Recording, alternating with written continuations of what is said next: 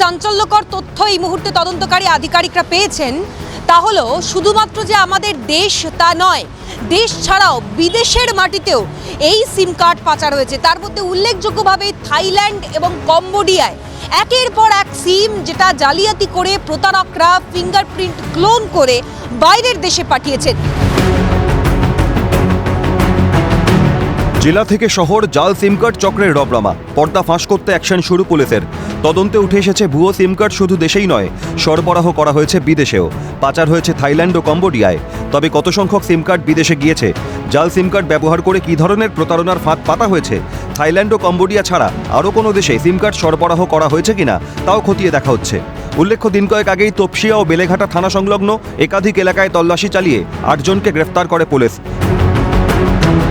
বাজেয়াপ্ত করা হয় 700-রও বেশি সিম কার্ড, 7টি মোবাইল ফোন ও 4টি বায়োমেট্রিক অথেন্টিকেশন মেশিন। এছাড়াও বাজেয়াপ্ত করা হয়েছে একাধিক ল্যাপটপ, হার্ড ডিস্ক ও মনিটর।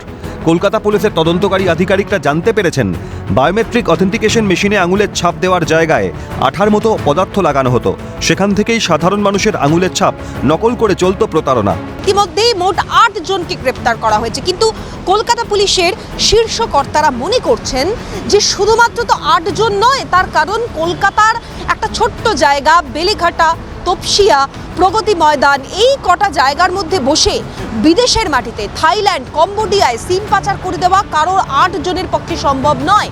এটা প্রতি ঘরে ঘরে, প্রত্যেক রাস্তার মোড়ে মোড়ে এই ধরনের বিপদ লুকিয়ে আছে, প্রতারণাকারীরা লুকিয়ে আছে বলেই তদন্তকারী আধিকারিকরা মনে করছেন। সূত্রের খবর, জাল সিম কার্ড চক্রের মাস্টারমাইন্ড হিসেবে বাগুইয়াটির 2 দম্পতিকে গ্রেফতার করেছে কলকাতা পুলিশ। তাদের অঙ্গুলি হেলনেই নাকি দিন দিন শ্রীবৃদ্ধি ঘটছে জাল চক্রের। একই সঙ্গে উঠে এসেছে জামতারা গ্যাংয়ের নাম। এই জাল সিম কার্ড চক্রের সঙ্গে প্রত্যক্ষভাবে জড়িত বলেই মনে করছেন তদন্তকারী আধিকারিকরা। পাসপোর্ট জালিয়াতি থেকে ট্যাপ কেলেঙ্কারিতে নাম জড়িয়েছিল পুলিশ আধিকারিক থেকে সরকারি কর্মচারীদের। এর প্রেক্ষিতেই তদন্তকারী আধিকারিকদের যে প্রশ্নটি ভাবাচ্ছে তা হলো, সার্ভিস প্রোভাইডারদের কোনো একটি অংশ সিম কার্ড জালিয়াতিতে যুক্ত নয় তো?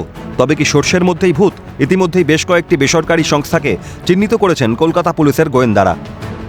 বেসরকারি সংস্থা যারা দীর্ঘদিন ধরে এই ধরনের অ্যাজ আ প্রোভাইডার হিসেবে কাজ করছে, কিছু কিছু সংস্থার কিছু রিজিওনাল অফিসকে এই মুহূর্তে চিহ্নিতকরণ করেছেন কলকাতা পুলিশের গোয়েন্দারা।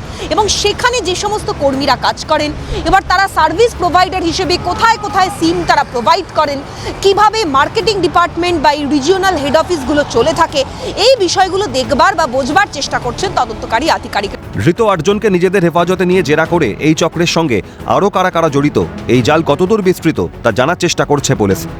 ক্যামেরায় সোনাই ঘোষের সঙ্গে অভিরূপা সাহার রিপোর্ট, ক্যালকাটা নিউজ।